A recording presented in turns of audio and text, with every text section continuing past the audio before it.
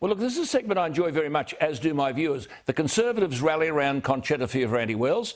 Tanya Plibersek stirs them up, but our Labor viewers love her. You see, one great weakness in national politics is there is no debate. You can't get it in the parliament. One side speaks, the other must shut up, no matter what rubbish they may be uttering. There are no such limitations here, except courtesy. So, ladies, good evening. May I just return briefly to what I raised with you last week and what we've just seen there with Catherine. Sport everywhere at the weekend. If a person's trans or gender identity must remain confidential, how do we know that men aren't playing against women and that some women may be at risk? Conchetta.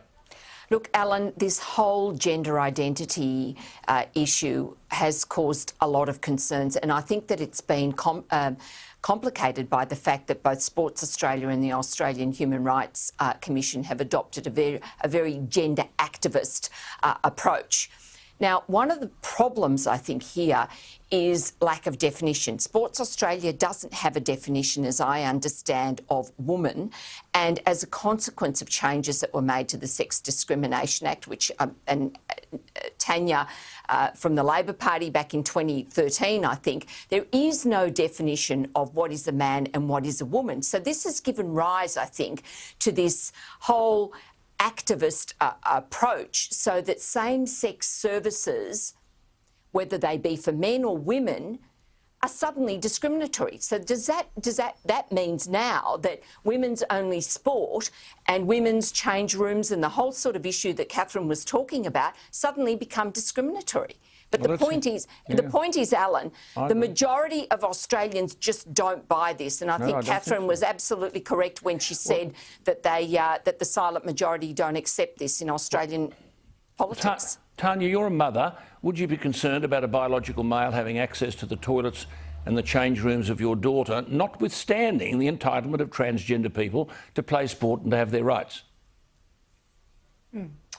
Well, Alan, I don't like to see discrimination against people, but I've got to say this is not something I've thought about a great deal. I think with a bit of common sense, the sporting codes, talking to the community can work some sensible way through it. But if you ask me, am I concerned about the safety of my daughter and other girls, I'd say with one Australian woman dying every week from domestic homicide, with 1 in 5 Australian women experiencing sexual assault in her lifetime, 1 in 3 experiencing domestic violence, I continue to be concerned about violence against women, but I think we need to look at the big picture. I agree. Just on that, against women and girls. I agree.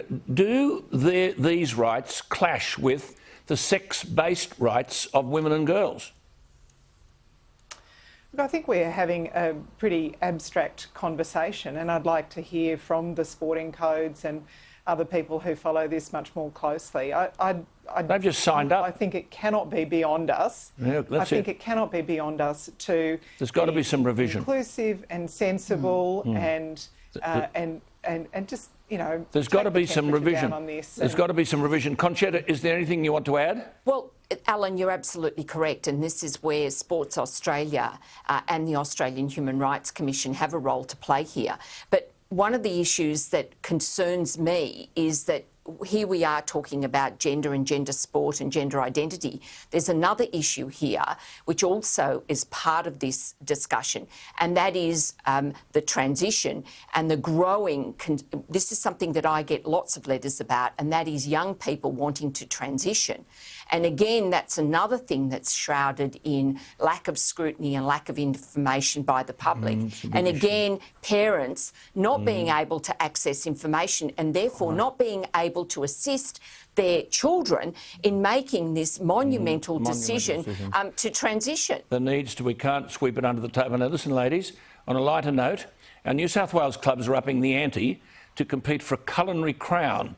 Today, they're cooking up a storm to be named one of New South Wales' best club feed. So, Tanya, you're first off the mark. Where do you go for your best club feed? Well, I love Club Redfern. They've got a great Chinese restaurant there. If I want a nice lemon chicken or a bit of beef and black bean sauce, I'd go there. But I worked at the Sutherland District Trade Union Club in Gymea, Alan. It was called the Tradies back in the day, and that's probably the club closest to my heart because I worked there for quite a few years. I worked my way up from washing dishes in the kitchen at the bistro to being a waitress on the floor in what was then called the Waratah Room. It was the special night out restaurant. I had lovely regular customers who used to come in for their half a lobster mornay and a bit of garlic bread. Righto, you've set it up. That club's very special for me. You get a pass. Yeah. You get a pass on that one. Conchetta, you've had time to think. When was the last time you were at a club, and what was it? Well, I have to say, Alan, that as a senator, I trek around the state quite a bit, and you'll always get a great feed in whichever club that you go to around the state. I have to say, though, on a serious note, Clubs New South Wales do an absolutely fabulous job. We know that, Conchetta. I'm just concerned. Have you tasted? Have you tasted, for example, a beef and Guinness pie? Well, I haven't tasted a beef and Guinness pie. I'm a kind of a plain beef pie myself. Go on. So, what's your favourite feed? My favourite feed has to be a glass of red and a nice roast on a Sunday night. Oh, there you are, at a club. So, Tanya, what about... Alan, what about the surf and turf? The surf and turf is the classic club meal. You don't have to decide between meat and prawns. Okay. What about a schooner, Tanya, and a roast dinner? A schooner and a roast dinner?